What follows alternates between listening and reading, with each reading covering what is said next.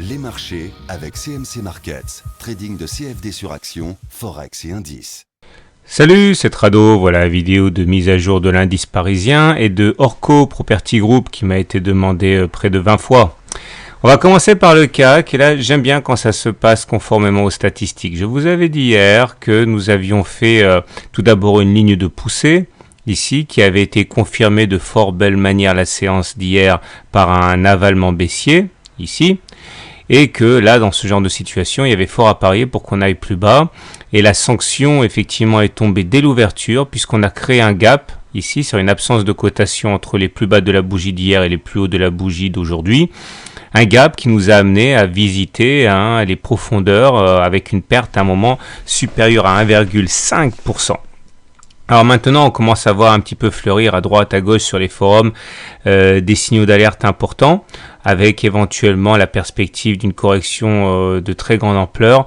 Là, à ce niveau, je préfère jouer la prudence pour différentes raisons. Tout d'abord, je vais enlever cette oblique orange qui maintenant ne sert plus à grand chose. Voilà, elle a joué son rôle. Et j'aimerais insister sur plusieurs choses. Tout d'abord, regardez. On est toujours a priori en train d'évoluer dans ce que l'on pourrait a priori qualifier de trading range.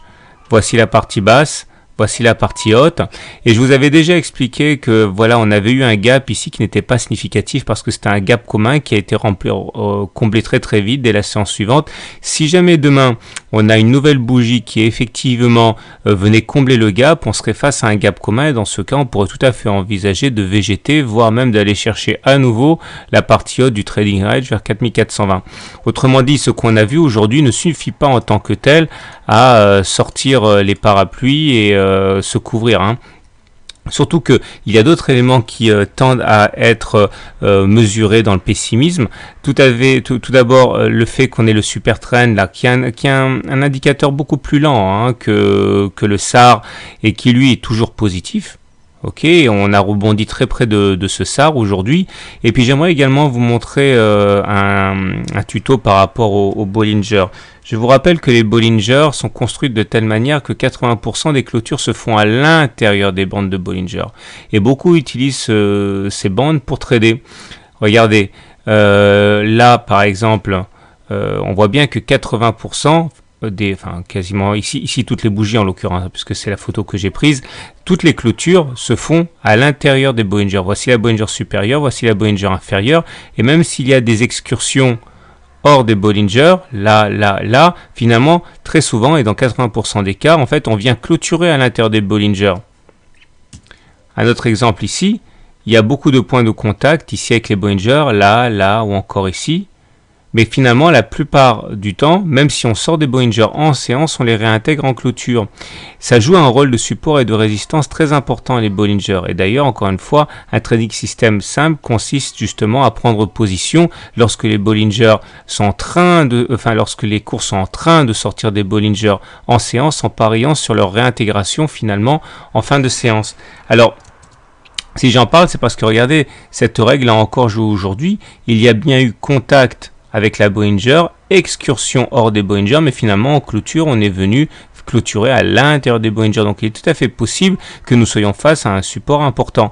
Donc faites attention avant d'engager tous les trades baissiers, vous n'êtes pas forcément face à une baisse d'ampleur demain. Alors en plus les indicateurs techniques, il est vrai, sont très dégradés. Regardez, le momentum est négatif, le MACD est négatif et sous son signal, le stochastique est sous son signal aussi, mais on peut tout à fait encore une fois avoir ceci avec une reprise.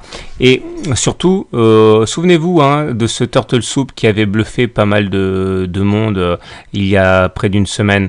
Je vous renvoie à mon e-book ou je vous renvoie à la vidéo de la semaine dernière. Eh bien regardez, on a encore fait un Turtle Soup aujourd'hui. Donc ça suffit pas en tant que tel pour garantir la hausse, mais ça suffit en tout cas pour amener un petit peu de discernement et un peu de prudence dans les positions excessivement haussières. Je terminerai donc avec ça. Donc effectivement tout se dégrade, mais on peut tout à fait avoir un trading range et non pas une baisse. Maintenant, si effectivement on devait casser pour de bon cette zone ici de support, dans ce cas le scénario du double top, 1, 2 serait tout à fait valable. On reviendra sur ça demain éventuellement en cas de clôture en dessous de ce fameux trading range. Voilà, j'espère avoir un petit peu rasséréné les plus pessimistes d'entre vous. On va passer maintenant à Orco Property Group qui m'a été donc demandé de très nombreuses fois. Voilà ce qu'on peut dire sur Orco Property Group. Là, nous avons a priori une configuration en potentiellement double bottom, en double creux. Pourquoi? Parce que nous sommes actuellement en train de visiter un support très important qui correspond au plus bas de la valeur en décembre 2013.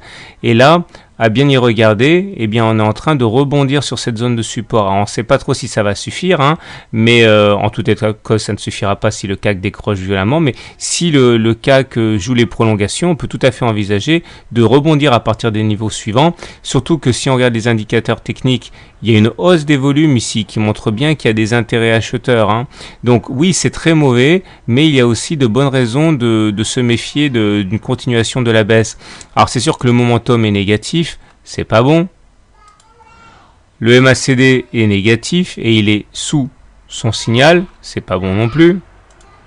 Le stochastique, pour terminer, est dans sa zone de survente, en dessous de 20, c'est pas bon non plus. Donc c'est vrai que tout prête à croire, tout porte à croire que on est parti pour une sérieuse dérouillée, mais encore une fois, on est sur un support important et la hausse des volumes ici doit aussi inciter à la prudence.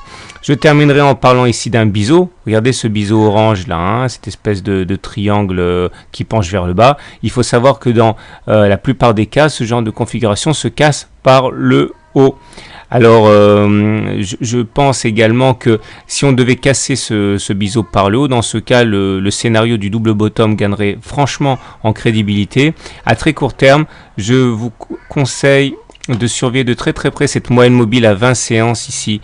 Regardez, elle est le juge de paix depuis que la baisse a été entamée ici. Chaque fois qu'on est venu s'y frotter là, eh bien on a subi un tir de barrage qui nous a amené à clôturer en dessous. Si on arrive à se maintenir au-dessus de la moyenne mobile à 20 séances qui est actuellement 1,58, on aura sans doute fait une bonne partie du chemin pour le rebond technique. Et maintenant, soyons fous, si on arrive à casser la ligne de coup qui est ici, l'objectif d'un double creux se calcule ainsi. Vous prenez la profondeur maximale du creux par rapport à la ligne de coup, là, ce qui sépare les deux creux, et vous reportez ça au-dessus de la ligne de coup. Ça vous donne pour objectif théorique d'aller chercher les 2,64.